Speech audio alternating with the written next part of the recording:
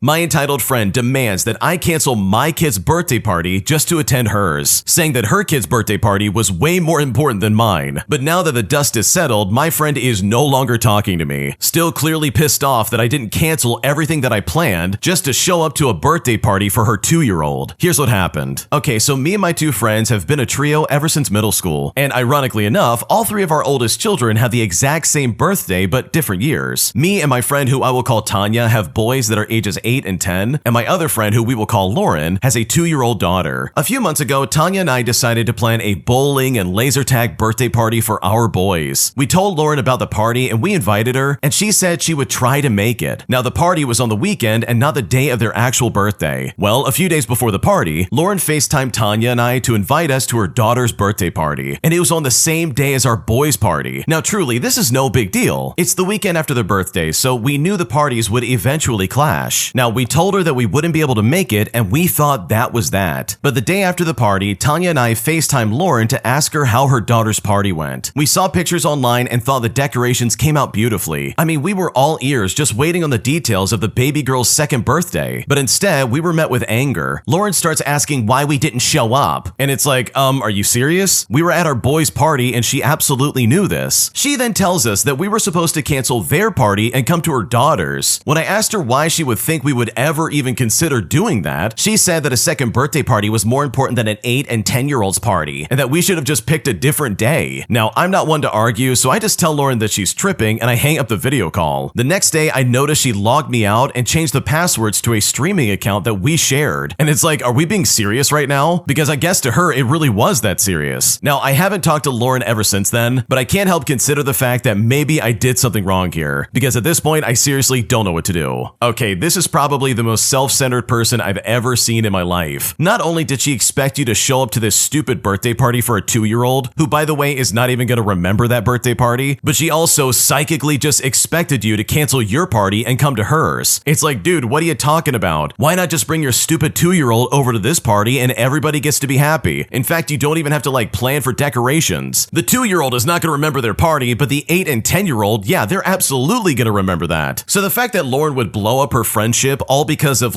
you and Tanya not going to her party is insane. That is another level of selfishness I've never seen in my life, and there's no reason for you to feel bad at all. She is being so selfish and entitled, it honestly is ridiculous. So no, you're not at fault here, you definitely didn't do anything wrong, and the fact that she expected this out of you is completely insane in my opinion. If you like Am I the Jerk, you're probably going to love Am I the Genius. Check it out, link down below in the description. Also, go to amithejerk.com/submit if you would like to submit your own stories. Am I the jerk for refusing to pay my friend back for her package that was delivered to me without my knowledge? Because after I had to pay $50 just to collect it, I decided to keep some of the items in it as I didn't know it was hers. And now this has caused a massive argument and a lot of drama, and at this point, I don't know what to do. Here's what's going on. Okay, so my friend and I are currently having an argument over the stupidest thing ever. For some context, I order things online a lot, and recently I ordered a few things from a popular brand. Now, my packages were split up, so what I ordered could have come on 2 separate days, which I didn't mind. I picked up the first package, and a week or so later, I kept seeing notifications in my email about a package pop up. And mind you, this has a completely different tracking number than either of my split up packages. I checked my bank account to see if maybe I had ordered something and I didn't remember, but that wasn't the case. So I brushed it off and I ignored it. A few days later, the mystery package and my original package came up as delivered. So I went and collect both of them since they were both addressed to me. And for the mystery package, I paid $50 to clear it. Well, as soon as I got home, I dug through this package since I had paid a good buck to collect it, and I was curious and I thought the company gifted me free items since I shop on their site quite often. There were slippers, shorts, dresses, and a few other things in the package, all of which I had never personally ordered, but they were good picks. I gave away one of the dresses and I'm currently wearing one of the shorts while typing this. Now, on to the actual tea. My friend sent me a message today asking if I had received a package recently, and I said yes, and obviously started telling her about all the freebies I got. She then asked what exactly I got, and when I told her, she said it wasn't free, but instead it was supposed to be hers. Now, how is this, you might be wondering? Well, she placed an order from the same site I buy from and put my address in it to have it delivered to me. Now, did she ever tell me about this before today? No, of course not. Am I shocked and low-key kind of upset? Yeah, kind of, because why wouldn't she just tell me about that? I then told her that I took 2 of the items since I initially thought it was mine, and that she could have the rest of her stuff if she really wanted to. to. Now, what's the cause of this argument? She said that I would have to pay her back for the 2 items that I took, but I refused because I had to pay $50 to collect it, and my other friend works close to where she lives, so she would get free delivery too. She then called me a selfish jerk and has been telling our mutual friends and my mom about what happened. She's been saying that I stole from her and refused to pay her back. My mom's saying I should pay her to keep the peace, while my friends are all split on the situation. So seriously, am I the jerk for refusing to pay back my friend after she ordered her package to be delivered straight to me? Because right now, I'm not sure if I'm in the wrong. No, I don't think you're the jerk, not entirely. I think there is a situation where she just pays you back the $50 and you give her back all the crap that she sent your way. Like, that really could be a possible solution if you wanted to go that route. It's also worth noting that never in any universe would I pay $50 to collect a package that isn't mine. Like, straight up, I would be like, no, that's not mine, and then I would not collect it. Like, I don't care what's happening. So no, you're not the jerk, but also she could just pay you back, and I'm sure this could all be figured out. Because yeah, your friend's an idiot for doing things the way that she did. And if she had simply like let you know that this is what you're doing, then this all could have been worked out in the end. The owner of the restaurant I worked at literally yelled at 2 families on Father's Day as they were leaving, as he was pissed off at the kids of this family, stating that they were being rowdy. And after discovering that this guy has an anger issue and he really is not a good boss, I'm kind of not surprised that he turned on this family in the way that he did. Here's what happened. To start things out, the owner of my restaurant came in for Father's Day dinner with his family. I was serving 2 families that happened to run into each other, so they were both in booths back to back. While they were eating dessert, their kids were playing with each other beside the tables. Now, I absolutely hate bad parents and kids running around, but these families were very nice. And the kids weren't in the way at all. The tables were in the corner of the restaurant even, with nobody except the owner's table around. Now, I'm relatively new here, but I have 10 plus years in the industry, and it's a brand new restaurant, but from what I've seen, this guy has an insane temper problem, berating staff, telling new bartenders he's gonna fire them if they make a mistake, just an all-around awful boss. Anyways, it comes to a point where he asked my general manager to ask me to tell their kids to behave. At this point of their meal, they're both about to pay and leave, so I refuse because there's no point in doing that. I take their payments and both families are super happy. But when I leave for 2 minutes, all of a sudden, the owner's at their tables yelling at them for not watching their kids and disturbing his important guests, which by the way is his own family. Now, I just needed to rant because I have no issue telling kids or parents off, but these kids were genuinely no problem, and they weren't causing a disturbance at all. Not to mention they were getting up to leave when he went over to them. So what would you do in this situation? Because right now, I'm not sure what to do. Dude, someone in the comments section pretty much stole my comment because like literally I would be looking for another job. There's no way I would stay working there. If this guy is literally the owner and is willing to yell at another family like that, then you better believe you're next on the chopping list. Like this guy's even going up to bartenders and being like, oh, if you make a mistake, you're gonna be fired. And it's like, wow, thanks, man. That's gonna make me do my job well. I'm not gonna be on edge all the time trying to make sure I don't make a mistake. Like, what is this guy doing? What an awful person. So yeah, that's what I would do in that situation. I would start finding literally anything else because this guy does not sound like a good boss, and I guarantee you he will yell at you at some point in the future. Am I the jerk for leaving a note asking someone why they kept parking in a specific way? Because their current parking job literally blocks my walkway, and after they responded back with a passive-aggressive note, it's making me question if maybe I overreacted, because right now I don't know what to do. Here's what's going on. Okay, so my next door neighbors, which are 3 to 4 20-year-old something women, have been blocking my access to my front door and walkway in a really weird spot for a while. Instead of pulling forward to the curb, they stop right in the middle in front of my house and completely block access to my walkway. And for reference, there is no sidewalk as my walkway starts from the street. And at least 2 of them are either oblivious or inconsiderate at parking. If they pull forward maybe 2 to 3 feet to the curb, I could safely and easily access my house and it would be fine. But in the current spot, it's really awkward to try and scoot past their car or have to walk through my garden bed. Usually the mailman just tramples my flowers to get around and it's like, oh man, there goes my sage plant. Yesterday, while trying to get home, I tripped and fell hard while trying to get around their car. I was extremely frustrated, and after nearly a year of quietly putting up with their weird parking jobs and a handful of other incidents, I decided to leave the following note. I said to them, is there a reason you're not pulling forward all the way and blocking access to my house? I'm tired of delivery drivers commenting on my parking job when 95% of the time it's someone from your house parked here, even when your driveway in the street in front of my house is empty. Well, they responded and they said the following. They said to me, I sincerely apologize for blocking your walkway yesterday. I am happy to move my car forwards in the future, and I will pass this along to my roommates. I can assure you it was not intended to cause any discomfort to you, and I think this is a good opportunity to remind you how valuable kindness, connection, and community are right now. I don't believe we have ever spoken or introduced ourselves. I live beside you and and I am a person. I have a whole entire life with challenges and feelings. Now, I have frankly put up with a fair amount over the last year from them where I have not spoken up. From tenants moving out and them leaving junk on my corner that literally blew into my yard for over a week, so I had to clean up after them. Not to mention their Christmas tree that kept ending up in my yard after I put it back, and they tossed it instead into my neighbor's yard across the street. They've caused damage to my garden bed rock wall from poor parking, and yet despite all of this, I have dealt with all of it politely and quietly up until now. I'm good friends with my other neighbors next door and friendly with everybody else. I did introduce myself to one of them when I first moved in, but she moved out shortly afterwards, and frankly, they haven't been very neighborly, so I have no interest in trying to establish a relationship with them. Also, other neighbors have described this house as a kind of circus wheel of people moving in and out. So with all that in mind, was my initial note really that offensive? Or is her response just a passive-aggressive attempt at shaming someone for speaking up? Because right now, I'm still incredibly frustrated. Oh yeah, they're trying to be passive-aggressive, 100%. Them trying to be like, oh, I have feelings and challenges. We need to be kind and have connection and have a community. Like, that is literally some weird attempt at trying to like avoid responsibility, and that is obnoxious. There's no way that's appropriate. And no, this is not the same as someone parking in front of your house. Instead, this is literally them blocking the walkway to your house. Like, I can imagine your house sitting right there on the street, and instead of moving forward just a little bit or backing up just a little bit, you know, so you have access to your walkway, they're just choosing to park right in front of it with no care in the world. So for them to be like, oh, we need to be kind and have community. But it's like, dude, if you had community and any kindness, you wouldn't be parking there. You would have some kind of self-awareness to be like, okay, I gotta move my car. Or at least send a note back by saying, oh, my bad, sorry about that, let me move my car out of the way from here on out. Like, why respond back with some weird passive-aggressive attitude? Like, that's so stupid. So no, you're not the jerk, and those neighbors are absolutely at fault, especially with that crappy message that they sent back. My entitled neighbor makes my life a living nightmare by disrespecting me and my space in a way that was completely unacceptable. So I decided to get some revenge by not only buying the lot between us that he was taking advantage of, but also getting the police involved to finally shut him down. Here's what happened. So my husband and I are buying our first home together. When we moved in, we quickly found out that our neighbor wanted respect that he wouldn't give anyone else. He was pretending to own the lot between our houses, and he had the nerve to confront our contractor about leaving his truck on it. Mind you, he had 4 junk cars parked on the lot already. He was also letting his dog crap on the lot and never cleaned up any of it. Not to mention that he never put a leash on the dog and just let him out freely even without looking to see if we were outside. To add insult to injury, he started playing his music at any time of day and night as loudly as possible. Well, one day we got a notification from the city that we could buy the lot. And you know what? We absolutely purchased it. Then, when he refused to stop letting his dog out or to remove his last junk heap, I started calling the police and animal control. And I called them 4 times in 1 week, even going as far as having his junk heap towed by the police. He got so mad that he tried to confront me in front of the police. He was like, what is it now? First you don't want my dog on your lot, and then you call about my music? Why are the police here now? Well, as a result of all of this, he now keeps his dog in his yard, and he stops playing his music before 10 o'clock p.m. because sometimes people really just need to be put in their place. Dude, I love this because this really is the best kind of revenge you possibly could have gone with in this story. Like, this guy was being super disrespectful, he was trying to like claim everything around him, and I can completely see this type of person doing something like this, making your life a living nightmare. So good for you for buying it and basically shutting this guy down entirely. This next story came from the Am I the Jerk subreddit. Check the links in the description if you would like to submit your own story. Am I the jerk for not wanting to give up my room for my pregnant sister after my mom literally volunteered my room without my permission? Because right now I feel like a jerk and I seriously just don't know what to do. Here's what's going on. Okay, I want to start off by saying that I still live at home with my parents while I'm finishing grad school. I pay rent, I help out around the house, and generally I try to stay out of everybody's way. My older sister is married and recently found out she's pregnant, which I'm genuinely happy about. I really am. But this is where all the drama starts. She and her husband are in between apartments because their lease ended and their new place won't be ready for another 3 months. My mom suggested they move in temporarily, and I was fine with that until I found out my mom offered them my room. And she didn't even ask me first. When I brought it up, she said that I should be more understanding because my sister is pregnant and needs the space. Now, I offered to share the room instead of giving it up entirely because I have a desk, my books, and my entire life in that room. But my sister said it's not comfortable to share with me and that she needs the rest of the space. Their plan is for me to move into the smaller guest room, which is basically a storage space with no closet, and live out of boxes for the next few months. But I said no. I told them I am willing to share or help rearrange things, but I'm not giving up my whole space like I don't matter. My sister sister then called me selfish, and my mom said that she's disappointed in me. Even my dad, who usually stays neutral, said it's not a big deal, and that I should be more supportive. I now feel like a villain in my own house, but at the same time, I don't think it's fair to be treated like a placeholder in my own home just because I'm the youngest and not having a baby. What should I do? Okay, this would be really frustrating for me because there is no way I would be okay with this. These people seriously want to sit there and be like, oh, we're giving your room away, you need to move. And it's like, nope, that's not how it's gonna work. I pay rent, I have rights, and you're not gonna pull that crap. Like, you should not be expected to have to move your entire life at the drop of a hat, all because your pregnant sister is trying to move in. That is not how this works. That is absolutely inappropriate. So truly, I do not think you're the jerk for not wanting to move. Their demand and their request is completely irrational, and that is not something I would ever hold up in the slightest. An entitled Karen tries to cut me in line, literally by just walking right in front of me at the checkout line, forcing me to shut her down in a way that I'm sure she was not expecting. Here's how it happened. So a few days ago, I went to buy some essentials for my baby, namely some formula and diapers, so not really the smallest amount of shopping to do. As I was browsing the store, there was an elderly lady dictating her husband what to put in their cart. I kind of just rolled my eyes over that, but I didn't mind any further. But when it came to standing in line at the cashier, the line was kind of long for that store, like 6 to 7 people waiting. The guy in front of me was putting his stuff up the checkout belt, and I was still waiting to do the same thing as he was still going on and sort of blocking my way. Well, here comes the entitled Karen, formally dictating her husband. She had a few things in hand and went to stand between me and the guy in front of me, expecting me to let her skip the line. Now, it's safe to say that when there's not a long line in the back and a person really just has a few items, I will surely let them skip. But as soon as I start putting my stuff on the belt, ignoring her standing right there, she then starts to get pissed off. She says to me, "Excuse me, you should let me go first." I respond by saying, well, I wouldn't know why. There are a lot of other people you didn't ask behind me. She then says, but I only have a few items. But I then point out and say, well, what about that full cart your husband has with him? But I'm in a hurry. Yeah, and I want to be back home with my baby soon as well. After this back and forth, she then realized that she won't skip me and tried every person in line behind me. And ironically enough, she didn't even realize that they had opened a second checkout line that she literally could have gone in instead of bothering me and everybody else. Am I the jerk for telling another kid at the pool to please move out of our way? Because right now, this kid's mom is calling me the jerk, and at this point, I don't know what to do. Here's what happened. Okay, I want to start off by saying that my family is on vacation. Our condo complex has this pool that my kids call the fidget spinner pool because that is exactly what it looks like. 3 wide areas that connect with a big part of the pool. 2 of the wide areas are 3 feet, and one of them is 6 feet, with the center of the pool being about 4 feet. So me, my daughter, and 2 nieces, ages 10 through 13, are all at the pool together. There's another family with 3 kids and 4 adults. We're in one of the 3-foot sections, and they're in the other, and I'm tossing dive toys for my 3 kids. Well, a girl that's probably 8 years old from the other family comes over and asks what the kids were playing with. They then show her, and they ask her if she wants to play as well. She says, no, I can't go underwater, and then she goes back to her family and gets in her inner tube. She then slowly floats her way over to the section that we're in, and is now floating right in the middle, blocking my kids from being able to throw the dive toys and go get them. Now, I say to her, can you move that way just a bit? They want to throw their toys, and I don't want you to get hit by the toy. She then just turns herself away from me and just doesn't move. My niece then says, let's go to the deep section. It will make it harder anyways. So that's exactly what they do. They go over to the 6-foot section where no one is, and lo and behold, the little girl floats herself over there. I then hear my niece again ask if she wants to play, and I'm not sure if the girl responded, but she just didn't move. So the kids just throw the toys around her, and they all then dive for them, and of course are splashing as they dive down. Well, when this little girl gets splashed, she loses her mind. I see the mom start moving towards her, asking what happened, so I start walking over there too. As my kids are popping back up out of the water, she gets splashed again and screams, they're splashing me on purpose. The mom then looks at my kids and in a gruff tone says, don't you 3 know that it's not nice to splash people? Learn some manners. I then say, well, my kids were playing over there when your girl came over. They asked her to play and she said no, but didn't move. So my kids came over here. Your kid then floated herself over here where she was asked again to play, and she again refused and just floated there. It's not their fault she was in the way of their game. She purposefully came over here. Maybe she should learn some manners. The mom then replies by saying she is only 8 years old. She then tells her daughter, come on, some people are just rude. So I need to know if we did something wrong. Are we the jerks for splashing this kid even though we tried to avoid her? Because right now I'm still incredibly pissed off. Dude, this is one of those situations where you literally did everything right. You tried to ask the kid to move, you literally moved yourself, and yet still she showed up and just floated there in the way. And then she wants to sit there and be like, they're splashing me on purpose, when she's the one who's actively obstructing anybody playing a game. It's like, are you kidding me right now? This is so ridiculous. And the fact that the mom's trying to be like, wow, you are so rude. She's only 8 years old. I can't believe you. But I'm just sitting here thinking like, okay, well, if she's 8 years old, then maybe you should watch her better. Maybe you should watch where your kid's going and not allow her to get in the way of other people. Like, this is not the original poster's fault at all. This literally doesn't fall on you in the slightest. And the fact that this entitled Karen's trying to blame it on you is ridiculous. So no, you're definitely not the jerk because you and your kids did nothing wrong. My boyfriend left me out of a family trip that he was going on to Japan, as he literally told his family that he doesn't want me to go, while also claiming that I would ruin the trip because apparently I'm a pain to go on vacation with. And now after all of it's said and done, I feel so heartbroken that honestly it's making me question everything. And at this point, I honestly don't know what to do. Here's what happened. So I've been with my boyfriend for 3 years, and this situation has been weighing heavily on me for the past 6 months. Back in August, my boyfriend's family started planning a trip to Japan. At first, I thought it was just a family trip, but then weeks later, I found out that one of his siblings' girlfriends was invited. It felt strange that only one girlfriend was included, but I tried to let it go since it seemed like a family holiday. 2 months later, I saw a text message from his mom. It mentioned me, and his mom said, "Are you sure she definitely is not coming to Japan?" And he responded by saying, "No, definitely not." And you know what? I had no idea she had even asked me about joining. Well, I was hurt and I confronted him about it, and his reaction was to be defensive. He said things like, "You're a pain to be around on the holidays. I don't want you there because you'd ruin the trip. And yeah, I told my family I didn't want you there." He also said both the other girlfriends were going, but I was the only one left out, and that he was glad about it. This then led to me completely breaking down, and I went nonverbal for hours, but he dismissed my feelings, calling me immature for being upset. Now, my reasons for it being wrong was that he lied to me, clearly lied to his family about asking me, and being completely isolated from his family and other girlfriends. Now, for context, the girlfriends have been in the family for 10 plus years, and they all live in the same area and grew up there. Well, I eventually forgave him, even though I still felt terrible about it. But over the last 6 months, we've argued about it repeatedly. I just wanted him to acknowledge how wrong it was and to genuinely express regret or remorse. But instead, I've only received what felt like empty apologies, saying how sorry he was, but with no action or responsibility. This weekend, he went on the trip, and I've been struggling to control my emotions. The idea of him and his family and the girlfriends having dinner on holiday, making memories of a lifetime while not including me, honestly feels unbearable. I feel like I'll always be left out and that I'll have to hear about it for the rest of my life. When I brought it up again, he apologized and said that he had wished he had handled it all differently, but he said he can't change it now, and that he would say he wants me there but doesn't want to make me feel worse about not being there. But it doesn't feel like he regrets what happened or even wishes that I was there. I'm still haunted by the things he said back then, and I feel like I'm not valued in his life the same way I value him. I'm struggling with whether or not I'm overreacting. Am I wrong to still feel hurt about this situation? Should I just suck it up and get over it? Or is it reasonable to still be upset after all this time? I love him so much, and there's a lot of reasons I've pushed through these feelings because he is worth it, but I feel like he doesn't really care about my feelings and the effect this situation has had on me and my self-worth. What should I do? Okay, my God, what is going on right now? Why are you still with this guy? I don't normally say that, but seriously, this guy does not sound like a good boyfriend. He's clearly not in love with you. If anything, he's just stringing you along. He openly said, "You're a pain to be with on vacation. You're just gonna ruin it. I don't want you there." Like, what loving boyfriend in their right mind would say that to their girlfriend? Like, seriously, this guy sucks. If I was in your shoes, I would be immediately breaking up with him. Like, I know for a fact if my family was going on vacation, my girlfriend would be the first person I take on that trip, especially if I really care about her and I'm like, oh my gosh, this is gonna be so much fun for the two of us. If anything, he's treating you like an annoying best friend that he secretly hates instead of your girlfriend who he should be caring about. So truly, I am so sorry that you're dealing with this, and I'm so sorry you're dealing with an immature jerk like this who's claiming to be your boyfriend, because in my opinion, this guy is not that. He doesn't give a crap, he doesn't care about anything that you're doing, and worst of all, it doesn't sound like he has any regrets for not inviting you. It really seems like this is like some kind of half-hearted apology where he's saying it out of obligation instead of like actually meaning it. And in my opinion, you don't deserve that, and you definitely deserve a way better boyfriend than this guy, because from the sounds of it, it really does not seem like he likes you in the slightest. If you like Am I the Jerk, you're probably going to love Am I the Genius. Check it out, link down below in the description. Also, go to amithejerk.com/submit if you would like to submit your own stories. Am I the jerk for continuing to post on Instagram after my boyfriend said it's starting to affect our relationship? Here's what happened. I'm a 26-year-old female, and I've been dating my 27-year-old boyfriend for close to a year, but lately lately, we've been having the same argument over my Instagram usage. It never used to be an issue, but recently he started saying it's affecting our relationship in ways that are bothering him more and more. I've always been into posting on Instagram, and it's just something that I enjoy. I like documenting little things like food when we go out, outfits I feel good in, or just moments I want to remember. It's not some influencer thing or anything like that, but I like having a creative outlet. He knew this from the start and never seemed to have a problem with it until recently. I haven't really changed my habits up until this point, but now he's saying it feels like Instagram is becoming a third person in the relationship. He says it's getting to the point where he feels like he can't enjoy a meal or go out without it turning into a mini photo shoot. I'll ask him to take a couple of pictures, and sometimes I want to try a few angles or poses, and I guess I can understand how that might feel like a chore. He's told me it takes him out of the moment and makes him feel like he's just behind the camera while I focus on getting content. He's also mentioned feeling annoyed when I spend time editing or writing captions instead of being fully present, which I don't even do when we're out. Another thing that came up is when I post photos of myself in more revealing outfits. I don't do it often, but there has been the occasional post with a tight-fitted dress or something that I would wear in the summer. I felt confident and I liked how I looked. Well, he told me it makes him uncomfortable and that he feels weird about the kind of attention these posts might attract. I've reassured him that I don't reply to DMs or engage in that kind of stuff, but he still says it bothers him and it makes him feel insecure. He's now saying it's starting to affect how he feels day to day. He says it makes him feel more distant from me, like I care more about what I'm posting than being in the moment together. He's not asking me to delete my account or anything like that, but he's clearly frustrated and says if things keep going the way they are, it's going to push us apart. I've been trying to understand his side, and I've made some effort to cut back a bit when we're spending time together, but at the same time, I feel like I shouldn't have to stop doing something that I enjoy just because he's uncomfortable with it. I don't post anything wild, I ignore all the direct messages, and I don't think I'm doing anything disrespectful. I've told him that if it ever feels like too much, he could just tell me and we can figure it out. But now I feel like he's expecting me to completely change how I use social media just to try and make him feel better. So am I the jerk for continuing to post even though it's clearly bothering him? Because right now I don't know what to do. Okay, in my opinion, I think everybody sucks here because on one hand, your boyfriend absolutely should not be policing your Instagram, but also it seems like you're not willing to make any kind of compromise. It seems like you're willing to say, oh, he's wrong, he doesn't know what he's talking about, while also saying in the same breath, but I'm never gonna change. And it's like, wait a second, there's like no middle ground that you might be able to come to. Like maybe if you're going on a date together, you don't sit there and take a bunch of pictures or something like that, and instead spend time together as a couple. Like for me personally, that absolutely could be a good compromise. So in my opinion, I think there needs to be a little bit more wiggle room from both of you, because I seriously think you're both acting immature, and it doesn't seem like either of you are trying to see the other person's point of view in the slightest. An entitled jerk chooses to use his phone on speakerphone while also loudly shouting in it while I'm trying to use the bathroom. So I got some petty revenge that he truly will never forget. Here's what happened. Okay, so I was at Walmart and I was sitting in a stall tending to my business when the bathroom door opened and a man talking on his phone entered the bathroom. And this guy was talking really loudly. Like it was seriously as if he was yelling into his phone, and he had the phone on speakerphone with the volume jacked all the way up. Now normally I really just don't mind or even care about this kind of scenario, but as the minutes dragged by and the conversation showed no signs of slowing down, I started getting really annoyed. 5 minutes later, when I finished my natural duties and I got out of the stall, this guy was still yelling into his phone. So I said to myself, fine, you want to be loud and obnoxious in public? Well, game on. I washed my hands and like any other guy, I turned the hand dryer on. Now the hand dryers at this store are super loud, and the one I was using was placed in a spot where it emitted a shrill, high-pitched sound if the user held their hands close enough to the nozzle, and it echoed off the walls. So I made sure to take an extra long time drying my hands, guaranteeing that not a drop of water remained on my hands. Well, the guy had left his stall and exited the bathroom before I finished, holding the phone to his ear. And sure, it was incredibly petty, I know, but for me, it was also super satisfying. Oh man, I love this for so many reasons because seriously, I can't stand when people talk on speakerphone in public, let alone when they're yelling into their phone for everybody to hear. Like seriously, get some headphones or talk on the phone normally. There's no reason to drag everybody else into your stupid conversation. So good for you for getting some petty revenge because this guy sounded like he absolutely deserved it. This next story came from the Am I the Jerk subreddit. Check the links in the description if you would like to submit your own story. Am I the jerk for breaking up with my girlfriend after she proved to be completely incompatible with me and my life goals? Here's what happened. I'm a 21-year-old male and I was in a relationship with my ex for almost 2 years. Recently, I broke up with her and her friends are saying that I'm the jerk for breaking her heart. For context, we met through a mutual friend back when I was 19 years old, and in our country, we have to attend college for 2 2 years, and then university for undergrad and postgrad. And back then, I was in college. We lived in different cities around 6 hours apart, and I fell for her at first glance, and I expressed that pretty quickly too. We then started dating, with the initial 6 months being long distance. Then she moved to my city for better opportunities at university, and I was over the moon. Her parents were financially comfortable, but still she was having trouble making ends meet. So I started covering her rent, groceries, and other things. I tried to fulfill her every wish. Now her ex, with whom she was in a relationship with for only 2 days, was the main problem in our relationship. When she moved here, she invited him in our hangout without even informing me first. But at the time, we sorted that out back then. When university selections were rolling out, I got selected for the top university in our country, and she didn't get any. Her only option was to attend community college or attend a private university, which was quite expensive. But when she didn't get selected, she ended up breaking up with me. But then she came back blaming those words on her mental state. After a while, she said that she can't move on from her ex, and so she wants to leave me. And when she said this, it really broke me, which then led to me starting the pick me dance. And somehow I managed to convince her to be with me. Things were going great, but I have severe anxiety as well as ADHD and PTSD. And when she failed her last exam, she actually blocked me, which caused me to have a panic attack. And this was so bad that I had to go to the emergency room. When she got in contact with me, I told her I was in the hospital, and her reaction was to say, okay, well, a lot of people go to the ER. That's nothing big. And even still, she blamed everything on her emotions and mental state. After moving out, she was constantly saying that I need to marry her and get her into a private university. But I would respond by saying, well, I can get you into a community college or maybe a cheaper university. But she always said, well, if you're not capable enough to fund my education and my dream lifestyle, why would I be with such a worthless guy? If you want to marry me, you have to get me into the university that I say, and you have to cover all the expenses. So after that fiasco, I broke up with her. And now her friends are saying I broke her heart and her dreams. So seriously, am I the jerk in this situation? Because right now, I'm still incredibly confused. Oh my gosh, your ex-girlfriend sounds insane. And in my opinion, she should stay your ex-girlfriend. First of all, she does not sound loyal at all, because when her life was going sideways, she's like, okay, this is your fault and I'm leaving. While also basically giving you an ultimatum, essentially stating that you need to get her into the university that she wants to go to. And that, in my opinion, is just insane. Like seriously, that's some weird behavior. So it really begs the question, like, do you really want to be with someone like that? Because from the sounds of it, this does not sound like a sane person. It doesn't sound like someone who would ever love you long-term like a wife should. And if anything, it sounds like someone who would dump you to the curb at the first sign of conflict. So honestly, who cares what her friends think? If her heart's broken and her dreams are shattered, and she's blaming that solely on you, then they were clearly not dreams to begin with. If anything, it was just her own delusional manipulation that clearly fell apart. So no, you're definitely not the jerk. This lady sounds crazy and you could do way better than her, because in my opinion, she is only gonna drag you down. An entitled jerk that I play soccer with gets me banned from the organized events we have on a weekly basis, all because I scored on him twice in a game. So now I'm concocting my own petty revenge by literally organizing against them through an application that I'm developing, and I'm truly hoping that this hits them where it hurts. Here's what happened. So I usually play soccer in a weekly matchmaking style game organized by a local team at the nearest field. The format is simple. Anyone can join, even if you don't know the other players. It's perfect for someone like me, since I don't have many friends who are into soccer, and organizing a match on my own isn't really an option. That field is my favorite, and unfortunately, there are no other decent ones nearby, as the other ones are just way too far away. During my last match, I scored 2 goals against a goalkeeper who apparently just didn't take it well. This same goalkeeper, who also happens to be a friend of the event organizer, reported me for allegedly saying something negative about the organizer, which is completely false. I didn't even interact with either of them during the match. Well, a few days later, the organizer called me and told me that I was banned from the event. Now, I tried to explain the situation, but he wasn't interested in hearing my side. I spoke to the field owner, someone I know really well, who respects me for my fair play, but he told me there was nothing he could do, as he isn't the one organizing the event. But now, here's where things might get interesting. For months, my co-founder and I have been developing an app for soccer fields. It allows players to join matchmaking games and play with friends more easily. I've already spoken with a field owner, and he's agreed to use our platform once it launches, which is along with other field managers. That means we'll have access to a wide base of users, including the kind of players who attend these kinds of matches. So, given that, I'll soon have a degree of control over how matchmaking happens. And I think this might be my way of getting some interesting revenge. Keep in mind, I have the full names and phone numbers of both the organizer and the goalkeeper. I considered banning them from the app, but that feels like it's just just not enough. And so at this point, I'm considering my options, because this really could be the best revenge I could possibly come up with. Oh man, the fact that you have some kind of way of affecting their entire organization, in my opinion, is really funny, especially if this application takes off and people really use it. Like, you could easily start messing with them in a way that they have no control over, especially since they banned you for illegitimate reasons. Like, why should you get banned all because that guy has sour grapes because you scored on him? It's honestly unfair, and I don't blame you for being pissed off. And hopefully you get your revenge in some kind of way, because these people absolutely deserve it. Would I be the jerk for excluding a family that has a badly behaved autistic child who is quite literally violent towards other neighborhood kids during the pool party? Because right now I'm honestly not sure what to do. Here's what happened. Okay, so I host a monthly pool party and barbecue for the neighborhood families in my area. I buy about $200 in steaks, hot dogs, and drinks, book the community party room, and send out invites and reminders. And this has become a great way for the adults to connect and catch up while all the kids swim and play. Unfortunately, one of the neighborhood boys doesn't behave appropriately. He splashes kids in the face when they ask him not to, pushes kids into the pool, calls them names, growls at kids when they win a game, doesn't follow the rules of games, and so much more. It's unpleasant for the other kids, and he makes the younger ones cry. His mom yells and screams to take him home, but she doesn't, and so he continues misbehaving. While I'm not well informed on autism, however, my stance is that the parents are responsible for ensuring their kids behave appropriately or removing them altogether. Instead, other parents have to get involved to yell at the kid to leave theirs alone or comfort their crying child. Well, after the last party, two of the kids asked me not to invite that boy again because apparently he ruined the day for them. And you know what? I agree with them. And I believe that as part of my responsibility of hosting is to create a guest list of people who add positivity to the event. Well, my husband disagrees, because for starters, he thinks that I should first bring up the issues to the boy's parents and give them one more chance, while also saying that we can't exclude them since it is a community pool, not to mention that he's also just conflict avoidant and doesn't want to ruin relations with the neighbors. So seriously, what do you think? Would I be the jerk if I didn't want to bring these people to our pool party anymore? Because right now I don't know what to do. No, you're not the jerk at all, and in my opinion, this should absolutely be something that is easily taken care of. They should be banned from any further interactions you have until those parents take care of the kids, especially around a pool. Like, you don't mess around with any kind of water and kids, because seriously, someone's gonna drown. Like, that is literally what's gonna happen, and that is not okay. And just because he has autism doesn't mean he gets a free pass to be pushing kids into the pool. That needs to be corrected by the mom, and the fact that she's not taking care of it is absolutely a red flag. So yeah, if I was in your shoes, I would have banned that kid and his family yesterday and told him that he is straight up not welcome at any of our get-togethers because he's been violent towards other kids. Because that kind of behavior, in my opinion, is completely unacceptable. Am I the jerk for canceling several plans after a work friend lied about being confused over which shift that she was covering? Here's what happened. Okay, so here's the problem. Both me and the friend are over 35 years old, and we work for a major airline. It's also important to note that I'm a gay man. Sometimes when our schedules are published, we will agree to trade our trips around amongst friends. I messaged this friend and offered her a trip with a nice layover, and she agreed that she would take it. 2 days later, when trading became available, I sent her the trip as soon as the system opened and followed up via text messaging just to let her know to pick it up. Well, she attempts to pick it up and then makes it clear that she can't do it because she was awarded a trade with a different system that was for a trip that, conveniently enough, she had really wanted but wasn't able to outright hold. And sure, I know this is complex, but to further explain, this would have been something that she would have done consciously for it to even happen in the first place. So I point out that she could trade out of the trip and could then pick up the trip that she committed to from me, but she refuses. Then she adds that she really wants this trip and assumed that I had been referring to a different trip on my schedule. Now, I did push back and said that she'd agreed to take this trip and that in the future, if we agree on something like this, I would expect her to follow through. I look back at our text messages and there was no way that she could have been confused because she confirmed the trip date in our text conversation, and I so dislike being gaslit. Well, we were supposed to have dinner later that week, which I had intended on going through with and having a discussion with her about this, but I ended up being filled with anxiety that day and I had to cancel a few hours prior, which I did feel badly about just because I didn't want to waste her evening. During this time, I've also been experiencing some serious GI issues for months, which ended up with a visit to the emergency room a few weeks back. We had made plans to go on a trip, but given this health issue and her dishonesty, I made clear several weeks out that I would likely be unable to go, and today I confirm my unavailability. She's since been very distant, and when I mentioned being unable to go the first time, she said to me, well, I haven't even looked to see if I've got the days off, as if she doesn't even care that we had plans or that I had booked a hotel using my free night award to do so, and asking nothing from her in return. I have been a good friend to this person, supporting them through a roommate situation that she was very upset about, answering long-winded text messages voicing her frustration, basically being her emotional support. I've even driven this person around to view different neighborhoods, going as far as looking into the place they moved into and assisting them into getting a little bit off of their rent. So with all that in consideration, am I the jerk for withdrawing given this kind of behavior on her end? Because seriously, I don't know what to do. Okay, in my opinion, I don't blame you for a second for taking a step back because this kind of behavior is super obnoxious. Seriously, let's think about it for a second. It really seems like they're taking advantage of you, and that in my opinion is not fair. It sucks that they're literally just taking for granted all of your options for them, as well as all of your time and attention towards their needs, while also refusing to do the same towards you. Like, what is that about? That really sucks. And I think you've hit the nail on the head. She's pretending not to know what's going on as some kind of cover-up to get away with her poor behavior. So no, I don't think you're the jerk, and I think you're completely justified to distance yourself from this friend, because clearly they do not value your friendship in the same way that you do, and that is not fair for you in the slightest. Today, I realized that my nail salon has been scamming me out of so much money, as they are constantly changing the price. So I decided to get some revenge by quite literally leading a revolt by telling everybody else around me how much I was being charged, causing all the other customers to realize that they were getting scammed as well. Here's what happened. Okay, so I got my nails done this morning at the same nail salon I've been going to for almost 2 years. It has well over 1,000 great reviews online, and they've always done amazing work. They don't post their prices anywhere, but I've always paid about $50. However, it hasn't been consistent, as in sometimes I would be asked to pay $50 and other times later pay $40. When I asked about the price, usually when it was $50, they would say I got a nice discount at $40 and that the standard was $50. The $10 never bothered me, so I never made a fuss about it, and I kind of chalked it up to more inexperienced front desk workers not tracking well to the established price. I also have gotten into the habit of asking the price before they start, but I forgot to ask this time because I was just getting my normal nails done. Well, today as I finished up my appointment, the front desk told me that it was $70. I was surprised because I got them done last month and I'm pretty sure it was only $40. The lady said that the prices went up, which I felt should have been stated somewhere, but I know that businesses are nervous about the economy, so I understood a hike. I paid my bill and internally decided to find a new salon, not because they did anything wrong, but paying $70 for nails isn't worth it for me while there are cheaper places around. After I paid, I realized I left something at my seat. I had been quietly chatting with the lady sitting next to me during our appointments, and we were getting the exact same service in different colors. As I went to grab my bag, I couldn't help making a quiet comment to her that $70 for our nails is crazy. Yes, this was a complaint, but also I wanted to warn her about what to expect. She immediately got agitated and asked her nail tech how it could be this much because she never paid more than $30 for the service. She then looked like she was going to cry and said she didn't have $70 for the service today. Her nail tech quickly tried to do damage control and said that since she was such a loyal customer, her price would be $30. This didn't really calm her down though, because she asked how long I'd been going there, and I said 2 years, and she said she'd been coming here for less than a year. At this point, other customers at the busy salon started paying attention to what was going on, and about 8 other people started sharing what they paid for their nails, and it ranged from $30 to $70. At that point, I had my bag and no reason to stay, but as I left, almost the whole salon was getting heated, with everyone realizing that they actually don't have a set price for their services and just charge as much as they can to get out of you. I will definitely be leaving a review, and something really tells me that the other people definitely will be leaving one as well. Oh man, this is seriously so messed up, it's not even funny. These people have literally been scamming you for what, 2 years now? So do they just literally make up the prices as they go, and they say, okay, this would be a good price, and just say, yep, this is what you're paying today? Like seriously, that is super sketchy. So good for you for making a fuss about this, because these people, in my opinion, absolutely deserve it. If you like Am I the Jerk, you're probably going to love Am I the Genius. Check it out, link down below in the description. Also, go to amIthejerk.com/submit if you would like to submit your own stories. Am I the jerk for not covering my friend's meal when she literally ordered way more than everybody else? Because now she's saying that I embarrassed her in front of all of our friends, and at this point, I'm pretty pissed off and I don't know what to do. Here's what happened. Okay, so me and a group of friends went out to eat after our midterm. It was a casual place where you pay at the end, and everyone was ordering whatever they wanted. I got something small as usual because I'm trying to save some cash. So I had a water and a basic pasta that was on special. A few others did the same, but one of my friends ordered an appetizer, a big entree, and a dessert, and she got a big drink too. Now, no judgment, she can do whatever she wants, but it definitely added up. When the check came, she suddenly says, "Let's split it evenly." And I was like, what? I thought we were all paying for what we ordered. She said it would be easier and that it's what we always do, which is not true, by the way. I told her I only brought enough for what I ate plus a tip, but she just rolled her eyes and said it's not that deep and that I'm being cheap over a few bucks. But it wasn't a few bucks. It would have almost doubled what I was planning to spend. Well, I didn't budge and I paid for only my stuff, whereas my other friends didn't care and split the bill evenly. Now, as a result, she's being super passive and told our other friend that I embarrassed her in front of everyone and that I made her look greedy, but like she assumed we'd cover part of her extra food without even asking. So am I the jerk in this scenario? Because right now I'm still pretty pissed off. No, you're not the jerk at all. This lady's an idiot. She literally ordered way more food than everyone else, and then she has the audacity to be like, "Oh, let's split the bill." And this is not because she wants to share the cost, mind you. She's only doing this because she doesn't want to pay for all of the stuff that she got, and instead wants to spread it around so everybody else picks it up. And that is so dishonest. Like, seriously, that is so messed up. You don't deserve that. So no, you're not the jerk for denying that request, because in my opinion, if I was in your shoes, I would have done the exact same thing. This next story came from the Am I the Jerk subreddit. Check the links in the description if you would like to submit your own story. Am I the jerk for getting an autistic kid and his family kicked off the flight after this 13-year-old kid literally attacked me on the plane? Here's what happened. I'm a 26-year-old male and I recently went on a vacation with my wife. Now, for some context, we had just gone on a 1-week vacation, and on our flight back, it got canceled. This was a huge airport. All the flights were canceled, and there was a 24-hour wait for any hotel within a 2-hour drive. So we spent the first night at the airport, then got a hotel for the second night. When we came back for our rescheduled flight, it was delayed for a few hours, so we were both on edge. While waiting at our gate, I noticed a kid around 13 years of age kicking and screaming. At one point, he threw his phone at someone sitting next to him really hard, and that person eventually got up and left. After we boarded our flight, I noticed the kid was 2 rows in front of us, and before we even took off, he was already screaming and punching. We were in the second to last row, and the people behind us offered to switch seats with the kid and his family, and at that point, I was already thinking about how long this flight would be. Well, they switched, and the kid was now right behind me. Before we even took off again, he threw a bunch of popcorn over his seat, all over me and my seat. He was still screaming, so you know what? I called over a flight attendant. She helped me clean up, and not even 2 minutes later, the kid grabbed my hair and pulled it back really hard. Now, I'm 6'4", so my head was over the chair, so I immediately yanked the kid's hand off of my head really hard. At this point, the mom, who hadn't said anything yet, started yelling at me to not touch her kid. A flight attendant came over due to the noise, and the mom started screaming about how I attacked her kid and that she wanted me off the plane. So I finally tell my side of the story, and a few passengers back me up. I then asked for the kid and his family to be kicked off the plane. Now, during this entire thing, my wife was giving me a look of pure hatred, but I didn't care and I was persistent about having the family removed. The mom was cursing me out, and the kid was still kicking my seat and screaming. After some time, they kicked the family off, and we took the flight in peace. My wife was still looking at me with hatred before saying I was a jerk for having that family kicked off and that I should have just sucked it up. After that, she hasn't really talked to me since, and it has been 3 days ever since then. So seriously, am I the jerk for getting an autistic kid and his family kicked off a flight after this kid literally attacked me while I was sitting down? What should I do? Oh no, there's no way you're the jerk here. There is never a good excuse for anybody to be attacking anyone. And the fact that the mom tried to shift this onto you somehow, in my opinion, is a giant red flag. And that is not something I would ever take lightly. So no, I think you did the right thing by kicking them off, because they truly would have made your life a living nightmare. Am I the jerk for spending money saved up for an engagement ring on a tattoo? Because right now I'm being told that I'm wasting it away, and at this point I'm not sure what to do. Here's what happened. So a bit more than a month ago, my now ex broke up with me out of the blue. I don't want to go into the details of the relationship or the breakup, but we had been talking about marriage before the breakup. We had settled on wedding bands and an engagement ring, and I am by no means well off and arguably live paycheck to paycheck, but I managed to always pay my bills, save money, and budget money for fun. And we're talking stuff like concerts, fancy dinners, trips to Renaissance festivals, conventions, rallies, random events, etc. While still doing all of this, I managed to put aside several thousands of dollars for the engagement ring that she wanted. Well, after the breakup, I decided to spend that money on myself. I bought myself my favorite bourbon, a case of my favorite cigars, and finally finished a large tattoo sleeve that I've been working on for about 2 years now. Well, the issues came when I started casually seeing a young woman who we will call Diana. I knew Diana before I met my ex, but we were more acquaintances than anything else just due to life stuff. We knew enough about each other that she was familiar with the fact that I'm not one to just casually throw money around, since this money was wasn't budgeted for anything, and let's be honest, I'm heartbroken, I've been more willing to just say screw it and spend the money. So I met up with her for dinner and drinks, and during the drinks part of the evening, she noticed my fresh ink and jokingly asked if I had gotten promoted or hit the lottery. When I explained to her where this money had come from, she got real serious and told me that spending it like that was disrespectful, that I had saved that money for something beautiful, and by wasting it, it proves that I never cared about my ex. She then ended up leaving me at the bar because she was so upset with me. Now, maybe it's the fantastic cocktails blurring my judgment, but am I the jerk for spending my money? Because right now, I'm incredibly confused. No, you are not the jerk. This is completely idiotic. I can't believe she would say that to you. For starters, you hit the nail on the head. This is literally your money. You don't owe that to anybody. If anyone's wasting this money away, it's your ex. You were saving that up for an engagement ring and she broke your heart. So in my opinion, I think you're well within your right to spend that money however you want. And anything this lady says, in my opinion, is completely idiotic. Am I the jerk for not giving my friend one of my freebies that I got for my skincare order? Because she literally just walked up and tried to take it, and I ended up having to shut her down. Here's what happened. So I ordered a bunch of stuff during a skincare sale, and they were doing this promo where if you spent over a certain amount, they gave you 3 mystery gifts. I didn't know what they were going to be, but I was excited because I've been broke and haven't really treated myself in a while. When the box came, I opened it with my friend there, and the gifts were actually kind of nice. A lip mask, a jade roller, and this little overnight cream that I've been wanting to try. I was like, oh my gosh, this is so cute. And then I set it aside with the rest of my stuff. Then my friend just casually picks up the lip mask and says, oh, this is so nice. Thanks for saving this for me. When she said this, I laughed because I thought she was joking, but she was literally putting it in her purse. I said to her, wait, no, I didn't say you could have that. And she says to me, okay, chill, it's just a freebie. So I told her, yeah, it was free, but it still came from my order, and I was kind of looking forward to using it. She then got all weird and said I was being stingy, and that if you didn't pay for it, then it's not a real gift. I didn't even know how to respond to that. I'm not mad, but I just feel kind of awkward now, and I feel like maybe I overreacted about something small, but also it was mine. So seriously, am I the jerk? Because right now I don't know what to do. No, you're not the jerk at all. This is so weird. What kind of friend would go up to your package and be like, oh, thanks for the freebie, I'm gonna take this now? It's like, no, that's not how this works. You go up to them and you say, hey, can I have this? Is that okay? Or something along those lines. You don't just take it and say, thanks a lot, appreciate it, gotta go. Because then it's not a freebie, that's just you stealing from your friend. So no, you're not the jerk because this kind of behavior is super entitled. Today, I messed up by believing a work prank on April 1st, which literally resulted in me embarrassing myself in front of everybody. Here's what happened. Okay, so at work, my boss sent out an all-staff email saying that the company was implementing a 4-day workweek experiment starting next month. We all get Fridays off with full pay as long as productivity remained high, and I nearly lost my mind with excitement. I even replied by saying, this is amazing, you're the best boss ever. And unfortunately, I did this before reading the rest of the email, where he mentioned how this was part of a global initiative called April Fools for better work-life balance. Realizing my mistake, I tried to unsend the email, but it was way too late. People were already reacting with laughing emojis in the company group chat. To make it worse, my boss personally replied by saying, glad to see you're passionate about work-life balance. Unfortunately, your excitement is also part of the experiment how easily employees fall for corporate jokes. But that's not even the worst part about it. Feeling like a fool, I went home and I told my roommate about it, and he tried to comfort me by saying, hey, at least you weren't like my friend who fell for that fake celebrity passing hoax today. And that's when I made mess up number 2, where I immediately pulled out my phone and I was like, wait, who died? And that's when my roommate stared at me and said, dude, that was the prank. So yeah, my entire day was one long chain of getting clowned on. So I guess the moral of the story is that you need to triple check everything on April 1st, or just literally trust no one, which would have been way better than what I did. Oh man, that seems really toxic, especially from your boss. For him to kick you while you're down like that